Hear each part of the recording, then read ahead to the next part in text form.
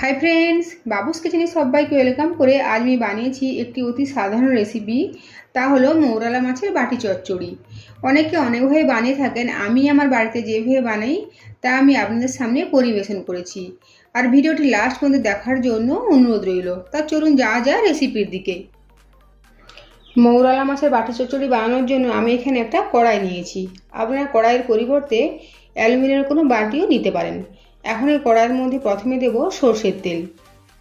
2 চামচ মতো আমি সরষের তেল দিচ্ছি। কড়াইয়ের মধ্যে তেলটা খুব ভালোভাবে লাগিয়ে নেব।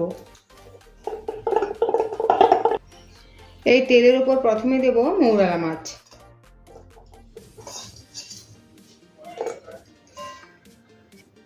দেব লম্বা করে কেটে রাখা আলু। আপনারা এই বাটি চচ্চড়ি আলু ছাড়াও বানাতে পারেন। দেবো চেরা কাঁচা লঙ্কা, কোচানো টমেটো, দেবো পরিমাণ মতো হলুদের গুঁড়ো,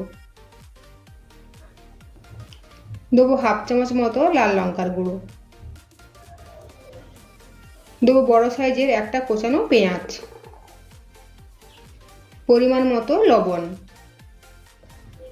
দেবো সর্ষে বাটা, সবশেষে দেবো সর্ষের তেল। আমি এখানে 4 চামচ মতো সর্ষের তেল দিচ্ছি। এই রান্নাতে সর্ষের তেলের পরিমাণ একটু বেশিই লাগবে, তবে টেস্ট ভালো হবে। এখন সমস্ত উপকরণ হাত দিয়ে ভালোভাবে মিশিয়ে নেব।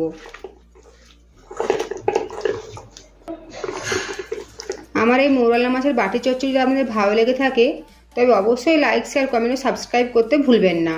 আর পাশে থাকা বেল আইকন প্রেস করবেন আমার প্রতিদিন ভিডিওর নোটিফিকেশন পাওয়ার জন্য। সমস্ত উপকরণ মিশিয়ে নিয়েছি। এখন দিয়ে দেব মিক্সিতে ধোয়া জল।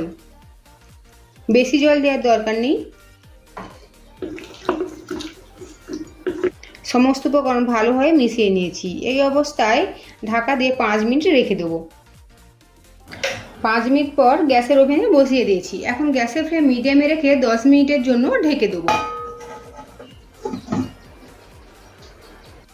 10 মিনিট পরে ঢাকাটা সরিয়ে নিচ্ছি।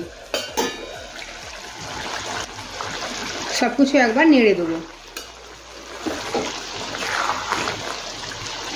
আর একটু জলের প্রয়োজন আছে, তাই এর মধ্যে দেবো গরম জল। আবারও সমস্ত উপকরণ একবার ভালোভাবে মিশিয়ে নেব। এখন গ্যাসের ফ্লেম একদম কমিয়ে রেখে আবারও 15 মিনিটের জন্য ঢেকে দেবো। 15 মিনিট পর ঢাকাটা সরিয়ে নিচ্ছি। মাঝে দুবার আমি ঢাকা খুলে নেড়ে দিয়েছি। দেখে নেব আলুটা সেদ্ধ হয়েছে কিনা। আলু খুব ভালোভাবে সেদ্ধ হয়ে গিয়েছে আর গ্রেভিও একদম ঠিকঠাক আছে। গ্যাসের ফ্লেম অফ করে দেব আর ওপর থেকে ছড়িয়ে দেব 2 চামচ মতো কাঁচা সর্ষের তেল। তৈরি হয়ে গিয়েছে মৌরালা মাছের বাটি চচ্চড়ি। গরম গরম মৌরালা মাছের বাটি চচ্চড়ি গরম গরম ভাতের সাথে সার্ভ করব।